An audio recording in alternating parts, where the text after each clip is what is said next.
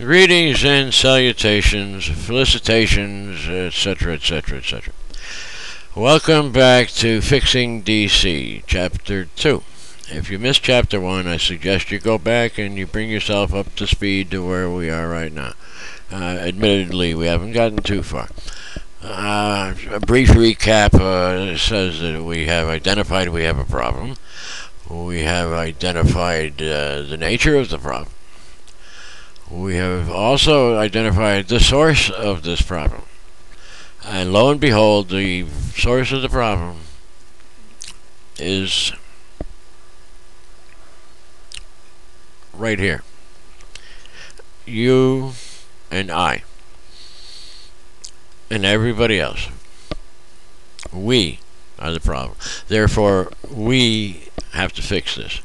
Because Congress critters that we sent to the beltway, they're just not doing it. They are disconnected with the realities. I don't think there's going to be too much disagreement there. So we have to fix it. Now, there is no quick fix. I don't even begin to go down that road. There is no quick fix. And if you think there is, I'm going to get a little harsh here.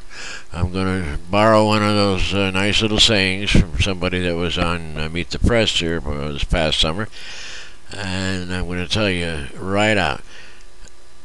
If you think there is a quick fix, then, quote, you have your head in a very uncomfortable place, end quote. It's going to take a while. Now I can sit here and I can tell you that I have some ideas. I have some suggestions. I do not have the answer myself. The answer is going to have to come from us. We are going to have to fix this problem. Now that's all inclusive. That means everybody. And everybody you can drag screaming, kicking into this thing is going to have to get involved. Right? So we're going down this road towards our dreams, our fantasy, or whatever that we consider to be our future.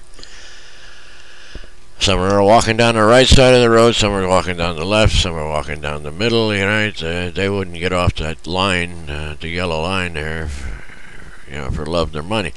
Then there are some of them that are out in the weeds on the left side of the road that don't even know there's a road over here. And then there's the ones in the swamp on the right that wouldn't know a road if you hit them on the butt with it.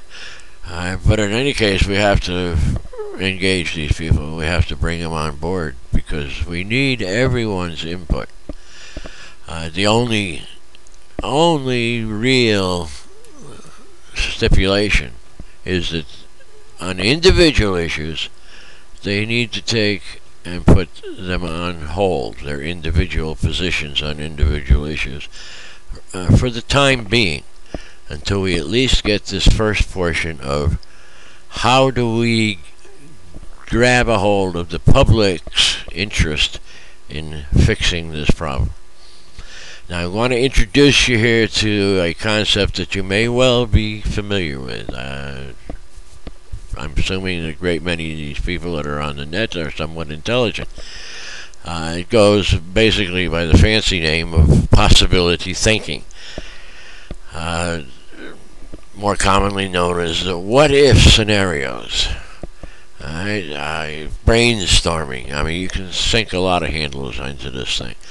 But it comes down to a group of people getting together, identifying a single issue, and pooling their resources so that the input, the viewpoints that come to this discussion wind up with a bigger thing that amounts to more than the sum of the individual items that make it up.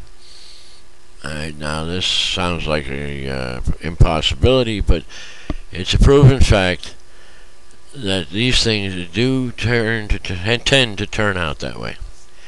You get enough people in there, and some people say, well, it's like getting infinite number of monkeys and an infinite number of keyboards or typewriters, and sooner or later they're going to produce the great American novel.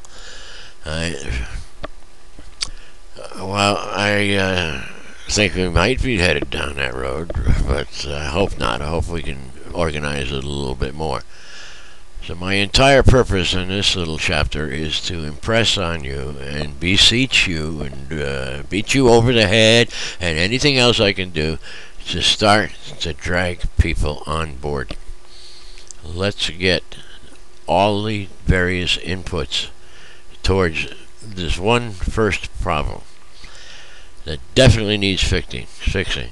How do we engage the people, overcome the inertia, and get them to start to think about what they can do, what they must do to ensure their own happiness in their own future? So I'm going to leave you with that one right now. I'm giving it to you in little bits and pieces because I don't want you to get sick of hearing me, and I know you're already sick of looking at me. So take another break. Come back again. Good day.